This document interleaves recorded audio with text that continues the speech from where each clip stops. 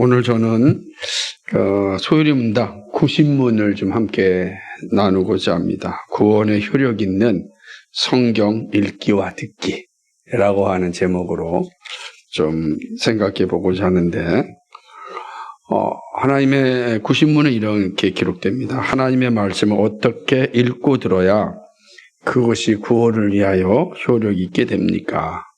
답은 하나님의 말씀이 구원을 위하여 효력 있게 되려면 우리는 부지런함과 준비와 기도로서 나아가야 하며 믿음과 사랑으로 그 말씀을 받아들여 우리 마음에 새기며 우리 생활에서 실천해야 합니다. 이게 이제 소율이 문답 구신문입니다.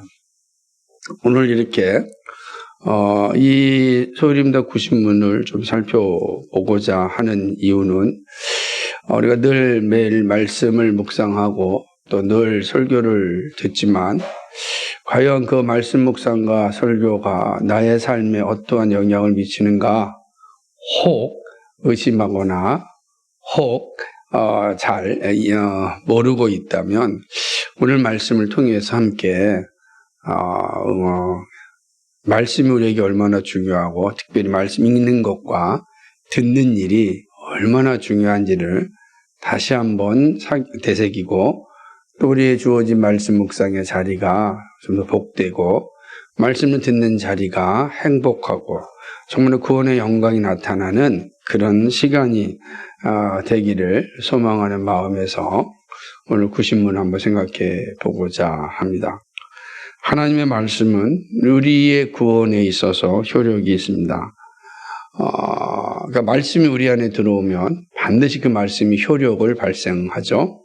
그래서 구원에 이르는 효력은 바로 이 말씀, 기도 또는 성례가 이제 우리에게 구원을 일으키는 효력을 이제 나타냅니다. 그러나 저절로 이루어지는 건 아닙니다. 말씀이 구원에 있어서 효력이 있으려면 우리 편에서 해야 할 일이 있습니다. 물론 우리의 행위가 구원을 효력이 있게 하는 것은 아닙니다. 그렇지만 아무것도 하지 않을 때 말씀은 우리에게 효력을 발생하지 않습니다. 그래서 중요한 겁니다. 감 떨어지라라고 입 벌리고 있다면, 그죠? 감이 떨어져 입 벌리고 있는 그 행위가 얼마나 우습겠습니까? 감을 따먹으려면 손을 들어서 따먹으면 되는 건데요. 우리가 말씀이 우리에 있어서 구원의 효력을 발생한다면 말씀에 대한 우리의 자세가 매우 중요합니다. 이 사실을 생각해 보고자 하는 것입니다. 자, 그렇다면 말씀이 구원에 있어서 효력 있게 하려면 무엇을 해야 할까? 자, 말씀이 반드시 우리 안에 들어오면 우리에서 구원을 일으킨단 말이에요. 반드시 그래요. 말씀이 임하면 반드시 구원의 역사가 일어납니다. 그런데 그 말씀이 나에게서 이런 구원의 효력을 나타내기 위해서는 어떠한 준비가 필요하냐라고 하는 것입니다. 첫 번째로는 이제 우리 이 요리문답에서도 잘 가르쳐주고 있는 것처럼 말씀이 구원을 위하여 효력 있게 하려면 말씀을 부지런함으로 읽고 들어야 합니다. 부지런히 읽고 부지런히 들어야 하는 것입니다. 하나님께서 우리에게 복을 주시고자 항상 준비하고 계십니다. 근데 복 받는 사람과 복을 받지 못하는 사람은 명확합니다. 복 받는 사람은 그 말씀 앞에 순종합니다. 그 말씀을 읽고 듣는 일에 열심을 냅니다. 근데 복을 받지 못하는 사람은 결코 그 말씀을 읽고 듣는 일에 부지런하지 않습니다. 게으릅니다. 자신이 게으름에도 불구하고 왜 하나님께서 나에게 복을 주시지 않는가 이렇게 말하는 것을 봅니다. 참 부끄러운 일이죠. 그러니까 우리 하나님께서 우리에게 주시는 놀라운 복은 바로 말씀을 부지런히 듣고 부지런히 듣는 일에 있다라고 하는 것이죠. 오늘 우리가 읽은 잠언 8장 34절과 36절은 아주 의미심장한 말씀을 주고 있습니다. 누구든지 내게 들으며 라고 말씀을 시작을 하죠. 누구든지 내게 들으며 하나님의 말씀을 들어야 합니다. 듣는 건 읽는 거죠. 읽고 듣는 일입니다. 말씀이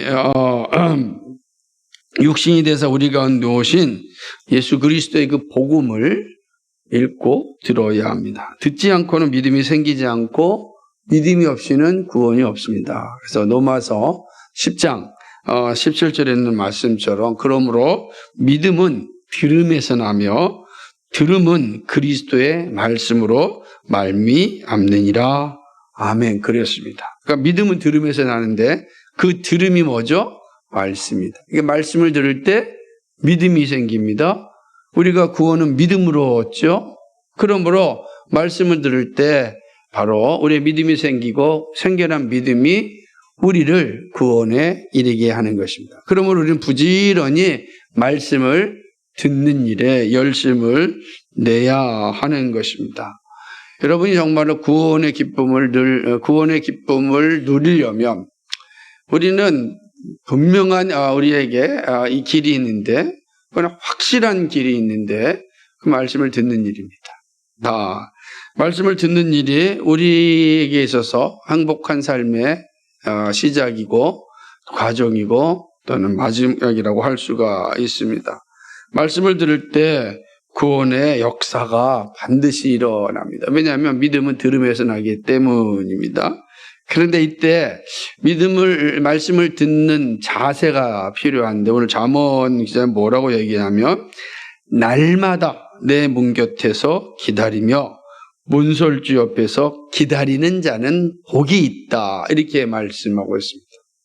날마다 매일매일 말씀을 읽고 묵상하는 자 그리고 그 말씀을 통하여 하나님을 만나고 싶어하는 자에게 복이 있다. 이렇게 말씀하고 있습니다. 우리가 아침마다 말씀을 읽고 시작할 때 그 말씀이 우리의 영혼을 새롭게 합니다. 하루가 가기 전에 반드시 말씀이 우리 안에 살아있을 때 앞과 뒤의 시간들이 우리에게 새롭게 나타나기도 하는 것입니다. 이렇게 말씀을 기다리는 자가 복이 있습니다. 말씀을 기다린다라고 하는 건 하나님의 말씀을 듣고 읽음을 통하여 하나님의 뜻이 우리 가운데 분명하게 드러나기를 기다리는 자를 의미하는 것이죠. 이런 자들이 복을 얻는데 어떤 복을 얻냐면 오늘 잠언은 말하기를 대저 나를 얻는 자는 생명을 얻고 여호와께 은총을 얻는다 이렇게 말씀하고 있습니다. 무슨 얘기입니까? 하나님의 말씀을 읽고 듣는 일에 열심인 자는 누구를 얻는다고요? 나를 얻고 구약적 배경에서 하나님 얻고 그래서 사실은 뭐죠? 잠언의 지혜를 얘기하니까 예수 그리스도를 얻는 겁니다. 예수 그리스도를 얻고 얘기하는 거예요. 그러니까 말씀을 정말 가까이 하는 자는 예수 그리스도를 얻게 됩니다. 그리고 그 예수 그리스도께서 주시는 생명 그리고 은총을 받게 된다라고 하는 것이죠. 이 얘기하는 것입니다. 나를 사랑하시되 변함없이 사랑하신 구원자 예수 그리스도를 만나게 됩니다. 그리고 우리의 구원을 위하여 독생자를 보내주신 성부 하나님을 만나게 됩니다. 날마다 주의 말씀을 기다리는 자에게 주님은 만나주십니다. 이게 은혜죠. 늘 주님은 우리를 만나주시기 위해 늘 준비하고 있습니다. 그런데 우리가 주님을 만날 준비를 안 하는 거예요. 왜냐하면 말씀을 통하여 주님을 만나는데 우리가 말씀을 읽고 말씀을 듣는 일에 게을리한다면 어떻게 주님을 만날 수 있겠습니까? 말씀을 듣고 읽는 자리가 복되어야 됩니다. 그 힘을 써야 할 일 가운데 하나가 여기에 있다라고 합니다. 뿐만 아니라 생명을 얻고 여호와께 은총을 얻습니다. 참으로 놀라운 복이 아닐 수 없습니다. 예수의 생명이 우리에게 주어집니다. 구원의 영광이 주어지고 하나님 나라를 상속받는 은총을 받습니다. 주 예수를 믿나, 그죠? 믿는 자에게는 어떻게 되죠? 하나님의 자녀가 되는, 그죠? 놀라운 축복이 주어집니다. 그 하나님의 자녀, 새로운 생명을 얻는 거죠. 그러므로 우리는 이전 것은 다 지나갔으니 새로운 피조물이 되었다라고 고백하는 바울과 같이 새로운 피조물, 새 생명을 가지고 살아가게 됩니다. 예수를 믿는 자는 영원히 죽지 않는다. 그건 생명을 선물로 받았기 때문에 영원히 죽지 않는 그런 은혜를 누리게 되는 거죠. 근데 이게 어디서 시작됩니까? 말씀을 읽고 말씀을 듣는 때 시작되는 거예요. 어떻게 해요? 부지런히. 여러분 정말 다른 무엇보다도 이 말씀을 읽고 듣는 일을 열심히 해야 돼요. 왜 공예배 시간, 특별히 이렇게 말씀을 듣는 시간들을 강조하냐면 그게 하나님이 우리에게 복을 주시는 통로이기 때문에 그렇습니다. 그러니까 여러분에게 복을 다 빼앗아 가려면 아주 악독한 부모가 되고 아주 자녀들에게 그 어떤 유산도 남겨주지 않을 뿐만 아니라 그 어떤 사랑도 남겨주지 않으려고 작정한다면 어떻게 하면 되겠습니까? 떠나면 되잖아요. 그죠? 자식을 떠나면 그만. 마찬가지 목사가 정말로 성도를 사랑하고 성도에게 정말 하나님이 주시는 복을 충분히 누리고 있는 것을 보고 싶다면 어떻게 해야 되겠습니까? 하나님이 주신 것처럼 말씀을 가까이 하십시오라고 할 수밖에 없는 겁니다. 그러니까 여러분이 말씀을 가까이 하는 것은 하나님이 약속되어진 복을 받는 길이다. 이게 약속이죠. 생명을 얻고 여호와의 은총을 받는 이런 은혜가 여러분에게 늘 있기를 소망합니다. 두 번째는요, 우리가 말씀을 읽고 들을 때에 마음의 준비와 기도가 있어야 합니다. 그러니까 분명히 말씀은 우리에게 부지런히 읽고 들어야 되지만 이 말씀을 부지런히 읽고 듣는 행위에 있어서 반드시 갖추고 있어야 될 자세가 있다면 그것은 어떤 것인가? 바로 마음의 준비. 그러니까 말씀을 받을 준비를 하는 거예요. 그리고 기도가 있어야 됩니다. 이것이 없이는 이 말씀이 우리에게서 구원의 효력을 나타내지 않는다라고 하는 것이죠. 이게 되게 중요한 것입니다. 왜냐하면 이 말씀은 하나님 성령의 영감으로 쓰여졌기 때문입니다. 그죠? 여러분 말씀은 하나님이 자신을 알리시는 계시예요, 계시. 그죠? 하나님이 자신을 알리시는데 하나님이 우리의 편에서 우리가 잘 이해할 수 있을 정도로 이 말씀을 남겨주었음에도 불구하고 우리의 무지함이 그 말씀을 이해하는 데 늘 한계가 있습니다. 한계가 있는 거예요. 그래서 이 말씀이 우리가 바르게 깨달아지기 위해서는 무엇이 필요합니까? 성령의 도우심이 필요합니다. 왜 그렇죠? 이 성경의 저자가 성령이시기 때문에 그렇습니다. 디모데후서 3장 15절에 있는 것처럼 모든 성경은 하나님의 감동으로 된 것으로 모든 성경은 하나님의 감동, 하나님의 영감으로 되어졌습니다. 그러므로 이게 성령으로 쓰여진 성경을 사사로이 해석할 수는 없습니다. 함부로 해석하는 건 참 위험한 일이죠. 그래서 사도 베드로는 성경을 대하는 자세를 아주 분명하게 강조하였는데 베드로후서 1장 20절과 21절을 보면 이렇게 말씀합니다. 먼저 할 것은 성경의 모든 예언은 사사로이 풀 것이 아니니 먼저 할 것은 성경의 모든 예언은 사사리 풀 것이 아니 예언을 언제든지 사람의 뜻으로 낸 것이 아니요 오직 성령의 감동하심을 받은 사람들이 하나님께 받아 말한 것입니다. 아멘. 그죠? 그러니까 성경의 모든 예언은요 사사리 풀면 안 됩니다. 함부로 풀어서는 안 된다라고 하는 것을 이야기하는 것입니다. 왜냐하면 이 예언은 사람의 뜻으로 난 것이 아니라 바로 성령의 감동하심으로 성령의 영감으로 쓰여진 말씀이기 때문에 그렇습니다. 그러므로 이 성경은 누가 가장 잘 알겠습니까? 성경의 뜻은 성령이시겠죠. 자기가 썼으니까. 그래서 이 성령이 쓰인 성경을 우리가 잘 알려면 우리 편에서 해야 될 일이 무엇입니까? 성령의 조명하심, 밝히 비춰주심이 필요한 겁니다. 그게 준비입니다. 하나님, 이 말씀이 우리 안에 잘 비춰져서 우리가 이 말씀을 잘 깨달을 수 있게 해달라고 준비를 해야 되는 것입니다.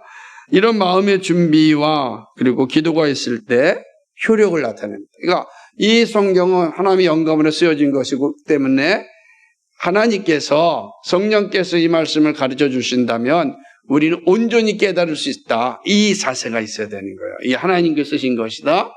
그러면 그 다음에 어떻게 됐습니까? 그 다음에 이제 성령 하나님께 이 말씀을 잘 알 수 있게 해달라고 구해야 되지 않겠습니까? 준비하고서 끝나는 것이 아니라 이제 구하는 것입니다. 그걸 잘 보여준 게 시편 기자인데 시편 119편 18절에 보니까 내 눈을 열어서 주의 기이함, 주의 법에 기이한 것을 보게 하소서라고 기도하는 겁니다. 정말 눈을 열어서 다 우리 눈이 있잖아요. 근데 오늘 또 눈을 엽니까?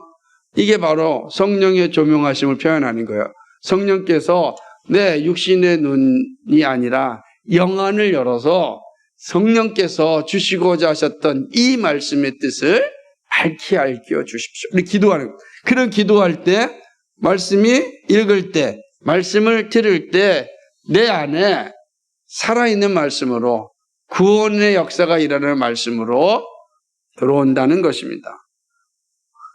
동일한 말씀인 시편 119편 27절과 28절을 보게 되면은 나로 주의 법도의 길을 깨닫게 하소서 그리하시면 내가 주의 기사를 묵상하리이다.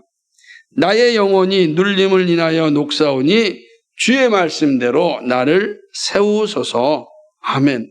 내가 주의 기사를 묵상하겠습니다. 그러니까 이게 되게 중요한 겁니다. 그러니까 앞에 있는 것처럼 주의 법도의 길을 깨닫게 하소서. 그럼 내가 주의 말씀을 늘 묵상하겠나이다. 이게 우리의 힘과 우리의 지혜로 하지 못하는 영역들이 너무 많으니까 이거는 성령 하나님께서 알려주시지 아니하면 그냥 똑같은 글을 읽어도 그냥 글일 뿐이지 이게 성령 하나님의 뜻으로 받지 못하니까 기도하는 겁니다. 분명히 이건 성령께서 영감으로 하신 거고 하나님 자신이 알려주시는 이 말씀을 우리가 잘 알고 있어요. 마음에 준비하였습니다. 이거는 사사리 풀 수도 없는 것입니다. 마음에 준비하였습니다. 그러나 우리가 이 말씀을 온전히 깨닫기를 원합니다. 그래서 정말 주의 기이한 법을 온전히 알 수 있도록 도와주옵소서. 성령님께 기도하는 거죠. 그럴 때 이 말씀이 우리 안에서 구원의 효력이 일어나는 것입니다. 말씀은 하나님의 감동으로 된 것으로 죄의 몸을 가지고 있는 우리는 성령의 조명을 통해서만 이 말씀을 깨달을 수 있습니다. 그래서 우리는 성령께서 조명하여 달라고 기도해야 하는 것입니다. 사단은요, 우리의 눈을 가리는데 선수입니다. 그러나 성령은 우리의 눈을 열어서 주의 기이한 법을 보게 하십니다. 그러므로 영적인 싸움이 우리 안에서 일어난다라고 할 때는 뭐겠습니까? 한쪽에서 눈을 감게 하는 것이고 성령께서 눈을 뜨게 하는 겁니다. 우리가 성령을 의존하여 살지 아니한다면 우리의 육신의 눈은 다 볼 수 있지만 영안이 갇혀서 오로지 보이는 것만을 보고 살아갑니다. 근데 그 보이는 것은 잠깐인데 그것이 마치 영원한 것처럼 착각하며 살아가는 너무 많습니다. 도대체 우리가 우리의 삶에 가장 중요한 것이 어디 있어야 되는가? 우리의 영안을 열어서 하나님의 기이한 법을 알고 하나님의 생명을 얻고 하나님이 나에게 주시고자 하시는 그 놀라운 복을 기대해야 되는데 이게 없으니까 오로지 눈에 보이는 것으로 허덕이며 살아갑니다. 여러분이 힘들고 어렵고 또 혹은 병마가 오고 사업이 어렵고 혹시 청년들과 취업이 안 되고 여러분 그럴 때 우리가 우선해야 될 게 무엇이겠습니까? 하나님의 기이한 뜻을 묻는 일이에요. 하나님의 뜻을 항상 묻고 하나님께 간구하고 하나님께 구하여서 내 영안이 열어서 육안으로 보는 것에 두려움을 갖지 않게 하시고 주의 법을 알아서 정말로 하나님의 뜻을 따라 살아갈 수 있는 믿음을 달라고 이게 우리에게 정말 중요한 겁니다. 근데 여러분 잘 생각하셔야 됩니다. 우리가 이 영안이 닫히면, 사단으로 인하여서 눈이 가리워지면 우린 늘 보이는 것으로만 허덕거립니다. 다 보이는 것으로만 살아갑니다. 이게 얼마나 슬프고 참 가슴 아픈 일인지 모릅니다. 하나님의 복을 발로 차는 행위가 우리가 하기 때문에 그렇습니다. 영안이 열리는 것이 얼마나 복되냐. 그래서 우리는 늘 기도해야 되는 것입니다. 기도하는 것입니다. 그래서 달라고 기도해야 하는 것이 있습니다. 베드로는요, 고난받는 초대교회를 향하여 말씀에 대한 사랑을 아주 강조하였습니다. 베드로전서 2장 1절과 2절을 보게 되면, 그러므로 모든 악독과 모든 계율과 외식과 시기와 모든 비방하는 말을 버리고 갓난 아이들 같이 순전하고 신령한 젖을 사모하라. 이는 이로 말미암아 너희로 구원에 이르도록 자라게 하려 함이라. 아멘. 갓난 아이들 같이 순령하고 순전하고 신령한 젖을 사모하라. 이 말씀에 대한 이 사랑이 있어야 됩니다. 그러니까 이 갓난 아이들 같이 순전한 마음으로 말씀을 받을 준비가 해야 됩니다. 이런 마음과, 그리고 이 순전한 젖이 내 영혼의 생명의 양식이 되고 주의 기이한 법을 깨달아 이 세상 가운데 살지만 정말로 하나님의 자녀로서 살아갈 수 있는 믿음을 달라고 기도해야 되는 것입니다. 우리가 말씀을 깨닫고 영안이 열리면 두려움이 많이 사라집니다. 그 말씀이 나를 지배할 때 우리는 이 세상과의 싸움에서 이길 수 있는 그런 힘을, 능력을 갖게 됩니다. 늘 우리는 이 말씀 앞에 기도하고 또 하나님의 뜻을 구하고 그 영광스러운 모습을 볼 수 있게 해달라고 간구해야 됩니다. 이런 마음과 이런 기도가 정말 우리에게 필요합니다. 세 번째는요, 우리가 말씀을 읽고 들을 때에 믿음과 사랑으로 말씀을 받아야 합니다. 이게 앞에는 다른 겁니다. 앞에 있는 것처럼 말씀에 대한 사랑이 있어야 된다면 말씀이 우리 가운데 올 때에 믿음과 사랑으로 받아야 되는 겁니다. 이게 되게 중요하죠. 자기 자신에게 유익이 되든 되지 않든 성경은 하나님의 말씀입니다. 그런데 이런 하나님의 말씀이 유익이 되지 못한 때가 있습니다. 반드시 이러한 자세를 가지게 되면 말씀이 우리 가운데 와도 유익이 되지 않습니다. 그것은 바로 믿음이 없을 때입니다. 믿음 없이 말씀을 받을 때는 아무리 교회당에 앉아있고 아무리 성경책을 펴고 읽고 아무리 설교를 들어도 그에게 그 말씀이 구원의 효력으로 나타나지 않습니다. 그럼 어떻게 해야 되겠습니까? 나가세요. 듣지 마세요. 그러면 안 되지 않아요. 안타깝게도 그럼에도 불구하고 그 자리에 있어야 됩니다. 왜 그렇죠? 성령께서 그의 마음을 두들길 때가 있기 때문에 그렇습니다. 그러면 그 두들길 때 말씀, 들었던 그 말씀, 항상 들었던 그 말씀이에요. 나에게 어떤 유익도 주지 않았던 그 말씀이에요. 그렇다. 그 말씀을 듣는 자리에 있으면 어느 날 성령께서 그에게 그의 마음을 부시면 들었던 말씀이 그로 하여금 구원에 이르게 하기 때문에 그렇습니다. 구원에 이르게 하는 거예요. 그러니까 우리가 할 일은 뭐예요? 정말로 말씀을 듣는 자리에 서야 있는데 가장 좋은 건 뭡니까? 믿음으로 말씀을 받아야 된다라고 하는 거죠. 믿음과 사랑으로 그 말씀을 받아들여야 되는 것. 그게 우리에게 정말 중요하죠. 말씀에 대한 믿음과 사랑이 있어야 됩니다. 믿음이 없이는 말씀이 유익이 되지 못합니다. 단지 인문학 책에 불과하게 되죠. 여러 인문학 책에 중에 하나로 성경이 사용될 수가 있는 것입니다. 하지만 믿음으로 볼 때 구원의 책이고 생명의 책이 됩니다. 바울이 히브리서에서 한 이야기에 귀를 기울일 필요가 있습니다. 히브리서 4장 2절 말씀인데요. 저희와 같이 우리도 복음 전함을 받은 자이나 그러나 그 들은 바 말씀이 저희에게 유익되지 못한 것은 듣는 자가 믿음을 화합지 아니함이라. 아멘. 말씀을 전했는데 어떤 사람에게는 그 말씀이 그에게 유익이 됐는데, 그러나 똑같은 말씀을 듣는 자리에는 어떤 사람에게는 유익이 되지 않았다. 이유가 뭘까? 말씀이 문제가 있다는 것이 아니라 그 말씀을 받는 믿음이 문제가 있다. 그러므로 그 말씀을 받는 믿음, 이것이 하나님의 말씀이고, 이 말씀이 내 생명의 양식이고, 이 말씀이 나에게 생명과 하나님의 은총을 주신다라고 하는 분명한 믿음이 있으면 그 말씀을 듣는 사람은 계속해서 영적으로 성장합니다. 하나님의 주신 복을 계속해서 누리게 됩니다. 그게 하나님의 약속이에요. 그러나 그게 없으면 계속 그 자리에 멈춰 있는 거예요. 유익이 안 되는데, 여러분 음식을 먹을 때 해로운 음식, 그러니까 먹어도 기쁨과 즐거움으로 그 음식을 먹지 않으면 그 맛있는 음식이 나한테 다 해롭게 돼요. 체하게 되고. 그렇지 않겠습니까? 음식이 아무리 좋아도 내가 그 음식을 향한 마음이 없으면 그게 나에게 도움이 되지 않듯이 이 말씀도 그런 거죠. 그러나 내가 참 기쁨과 즐거움으로 밥을 먹고 음식을 먹으면 건강을 유지하는데 최고의 보약이 되는 것 아니겠습니까? 마찬가지입니다. 말씀을 들을 때에 그 자세가 매우 중요합니다. 그래서 대표적으로 한 교회를 바울이 소개하는데, 이 교회는 믿음의 역사가 날마다 일어난 교회였습니다. 여러분 잘 알고 있는 것처럼 데살로니가 교회입니다.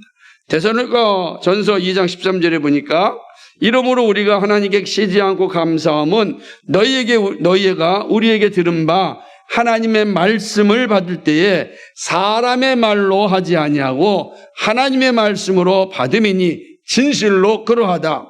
이 말씀이 또한 너희 믿는 자 속에서 역사하느니라. 아멘. 이 말씀이 누구 안에서 역사한다고요? 믿는 자 안에서. 이 믿는 자는 누굽니까? 하나님의 말씀으로 받는 자. 그래서 말씀이 증거될 때 그 말씀을 하나님의 말씀으로 받는 자, 그게 믿는 자야. 믿는 자 안에서 이 말씀이 역사를 일으키는 겁니다. 놀라운 일이 일어난다라고 하는 거죠. 하나님이 주시는 복을 누립니다. 구원의 영광이 있습니다. 놀라운 거죠. 그러니까 반드시 말씀을 들을 때 우리에게 뭐가 필요합니까? 믿음으로. 오늘도 하나님의 말씀이 나에게는 믿음으로 받아야 돼요. 여러분이 말씀을 읽을 때 믿음으로, 그죠? 받아야 되고, 말씀을 들을 때도 믿음으로 늘 받아야 돼. 그래서 주일날 올 때나 예배 자리에 올 때 오늘도 말씀을 통해서 저를 깨닫게 해주시고 하나님의 뜻을 발견케 하시고 믿음으로 살아갈 수 있는 능력을 주십시오라고 기도해야 되는 겁니다. 그런 말씀이 반드시 여러분 안에서 역사합니다. 그런데 여기에는 믿음뿐만 아니라 사랑의 자세가 필요합니다. 믿음과 사랑하는 마음이 구원의 역사를 만들어냅니다. 바울은 멸망하는 자들의 특징을 향하여 말하기를 진리의 사랑을 받지 않는 것이라고 하였습니다. 데살로니가 후서 2장 10절에 보니까 불의의 모든 속임으로 멸망하는 자들에게 임하리니 이는 저희가 진리의 사랑을 받지 아니하여 구원함을 얻지 못함이니라. 아멘. 진리, 말씀을 사랑으로 받지 못함으로 어디에 이르지 못하였다고요? 구원에 이르지 못하는 겁니다. 이 말씀을 사랑으로 받지 아니하는데 어떻게 거기에 구원의 역사가 일어나겠습니까? 그러나 말씀이 구원의 효력을 나타내려면 우리는 이 말씀에 대한 믿음과 말씀에 대한 사랑이 있어요. 이 사랑이 있어요. 여러분 사랑하는데 내치겠습니까? 사랑하는 건 늘 가지려고 하는 거 아니겠어요? 사랑하는 사람한테 늘 가까이 가려고 하지 않습니까? 떠나지 않으려고 하는 것이고, 어떻게 하면 더 사랑하는 사람의 이야기를 들으려고 하고 눈을 마주치고 그런 모습 아니겠어요? 아무리 더운 날에도 손을 꼭 잡고 다니잖아요. 왜? 사랑하니까. 이 진리의 말씀을 그렇게 사랑하라는 거예요. 어떠한 순간에 행복할 때라도 혹은 고난이 올 때라도 건강할 때라도 혹은 아플 때라도 사업이 잘 될 때라도 어려울 때라도 항상 사랑으로 그 말씀을 붙잡고 있을 때 그 말씀이 우리에게서 역사를 일으킨다고요. 그러지 아니하면 멸망에 이르는 겁니다. 말씀이 떠나면 반드시 육욕이 우리를 지배하고 우리는 심판의 자리에 이르게 되는 것이죠. 근데 우리는 다 예수님 믿음으로 복을 받기를 원하지 않습니까? 복 받는 자의 비결은 다른 게 아니에요. 그 말씀을 늘 사랑하고 믿음으로 받는 일이 되는 것입니다. 이러한 자세가 우리에게 분명히 있길 소망합니다. 네 번째는요, 읽고 들은 말씀을 마음에 새겨야 합니다. 그러니까 마음에 새긴다는 것은 말씀을 기억한다는 의미입니다. 암송한다는 의미가 될 수도 있겠죠. 또한 말씀이 삶의 지표가 된다는 의미입니다. 늘 모든 생각을 할 때 말씀이 나를 지배하는 것입니다. 말씀으로 세상을 생각하고 바라보고 해석하는 것입니다. 이게 마음에 새기는 일입니다. 제가 늘 사용하는 표현대로 쓴다면 성경적 세계관으로 무장하는 겁니다. 이게 말씀이 우리 안에 새겨지는 것이죠. 시편은 이 사실을 잘 보여줍니다. 시편 119편 11절에 보면 내가 주께 범죄치 아니하려 하여 주의 말씀을 내 마음에 두었나이다. 시편 기자가 왜 말씀을 마음에 두었다 그래요? 여기서 하나님께 범죄치 않게 하기 위하여. 그 무슨 말이에요? 거꾸로 얘기하면 말씀이 내 안에서 사라지면은, 말씀이 내 안에 새겨 있지 않으면 반드시 하나님께 죄 짓는 자가 된다는 거예요. 그렇죠. 말씀이 나를 지배하지 않으면 이 세상 사상이 나를 지배합니다. 이 세상 물질이 나를 지배합니다. 하나님이 주신 그 영광의 나라를 바라보는 것보다 지금 내 앞에 있는 이 세상이 아름답고 또 보암직도 하고 그저 먹음직도 하고 탐스러울 만한 것들이 우리를 지배합니다. 죄 짓는다니까요. 그 얘기를 하는 것이죠. 세속화된 세상에서 사실은 이 말씀이 내 안에 있지 않으면 믿음을 가질 수 없습니다. 그러나 말씀이 내 안에 있으면 이 세속화된 세상에서도 믿음으로 살아갈 수 있습니다. 그 구원의 효력은 말씀이 마음에서 작동할 때입니다. 말씀이 들어와서 마음에 새기면 그 말씀이 나로 하여금 구원에 이르게 합니다.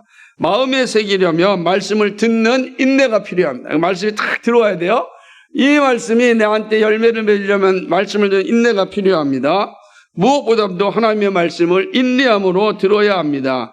말씀을 인내함은 우리로 하여금 말씀의 결실을 맺게 됨을 볼 수 있습니다. 이 사실을 잘 가르쳐 주신 분이 예수님인데, 예수님은 좋은 땅에서 좋은 열매가 난다고 하였습니다. 누가복음 8장 15절에 보니까 좋은 땅에 있다는 것은 착하고 좋은 마음으로 말씀을 듣고 지키어 인내로 결실하는 자니라. 그죠? 좋은 땅에 뿌려지시 하십니다. 그 말씀이 새겨졌습니다. 땅에. 그거를 뭐라고 표현하면 말씀을 듣고 지키어 인내로 결실하는 자다. 여러분, 말씀을 한 번 듣고 두 번 듣고 세 번 들었는데도 그 말씀대로 나의 삶 속에 하나님 주시는 복이 잘 보이지 않고 내가 생각하는 대로 되어지지 않을 때 뭐야 이거 말씀이 틀렸네? 이렇게 하지 말라는 겁니다. 하나님의 말씀은 결코 거짓됨이 없어요. 반드시 약속한 대로 성취하십니다. 그러니까 우리가 가지고 이제 하나님의 말씀을 믿음으로 받고 사랑으로 받고 뭐 한다고요? 인내해야 돼요. 그 말씀을 인내해야 된다라고 하는 거죠. 말씀이 마음에 심겨지면 반드시 열매를 맺습니다. 열매가 맺혀질 때까지 우리에게 필요한 건 인내의 시간이 필요한 것입니다. 그러면 구원의 놀라운 역사가 일어납니다. 뿌려진 씨앗에서 열매가 맺히게 되어 있습니다. 생명의 씨앗은 반드시 생명을 낳습니다. 그러므로 이 사실을 기억하고 인내함으로 그 말씀을 들어야 된다라고 하는 거죠. 새겨야 되는 것입니다. 마지막 5번째는 읽고 들은 말씀을 삶에 적용해야 됩니다. 말씀은 이성과 판단으로 우리가 평가하는 것이 아닙니다. 말씀에 대해서 우리는 정직한 고백과 적용을 해야 합니다. 말씀이 살아있음을 실천함으로 나타내야 됩니다. 이것이 구원의 효력을 만들어냅니다. 야고보 사도의 말씀은 우리의 심장을 찌르는데 야고보서 1장 25절에 보니까 자유하게 하는 온전한 율법을 들여다보고 있는 자는 듣고 잊어버리는 자가 아니요 실행하는 자니 이 사람이 그 행하는 일에 복을 받으리라. 아멘. 말씀이 새겨진 자는 잊어버리는 자가 아니라 뭐 하는 자라고요? 실행하는 자라. 말씀이 신겨오는 게 필요해요. 여러분 말씀을 마음에 잘 신겨야 됩니다. 인내함으로 기다려야 됩니다. 근데 그냥 멍하니 기다리는 것이 아니라 뭐 하는 거예요? 그 말씀이 나의 삶 속에서 실행할 수 있어야 된다는 거죠. 예수님이 이 사실을 잘 보여준 두 사람이 있는데 하나는 누구냐면 삭개오고 한 사람은 부자 청년이야. 둘 다 하나님의 말씀을 들었습니다. 그러나 한 사람은 그 말씀을 듣고 실행하였습니다. 그러므로 예수님이 말씀합니다. 오늘 내 집에 구원이 이른다. 그게 누구죠? 우리가 잘 아는 삭개오예요. 이름이 기록되어 있습니다. 부자 청년은요, 그 말씀을 듣고 근심하여 갔습니다. 그가 누군지 아십니까? 이름이 없어요. 다 사라져버리고 구원의 자리에 없는 거예요. 이름이 없으니까 구원의 자리에 없는 겁니다. 말씀을 듣고 그 말씀이 내 안에 살아있으려면 그 말씀대로 실행하는 거죠. 그 말씀이. 그 말씀은 이러한 자리에 있어야 되는 것이죠. 말씀을 듣는 것이 중요하지만 말씀이 삶에서 실천될 때 구원의 효력은 확실해집니다. 오늘 구신문을 통해서 한번 생각해 보았습니다. 여러분 말씀을 듣는 것과 읽는 것이 우리의 구원의 효력을 일으키는데 이렇게 중요합니다. 여러분 그래서 다른 무엇보다도 이 말씀을 읽는 일, 듣는 일에 게을르지 마시고 부지런해야 됩니다. 늘 그 말씀의 자리가 여러분의 자리가 돼야 돼요. 말씀의 자리가 여러분의 자리가 돼야 돼요. 그래서 하나님이 주시는 놀라운 복, 생명의 복, 여호와의 은총을 모두 누릴 수 있는 하나님의 사람들 되기를 주님의 이름으로 축복합니다. 거룩하시고 자비하신 하나님 아버지 참 고맙고 감사합니다. 오늘 우리에게 주신 이 말씀을 함께 묵상하면서 우리가 어떤 자리에 있어야 될 것인지를 생각해 보았습니다. 말씀을 읽고 듣는 이 자리를 포기하지 않게 하시고 게으르지 않게 하시고 늘 부지런히 그 자리를 사수하며 살아갈 수 있도록 인도하여 주옵소서. 인내하며 믿음으로 사랑으로 이겨낼 수 있도록 도와주옵소서. 감사하며 예수 그리스도의 받들어 기도하옵나이다. 아멘.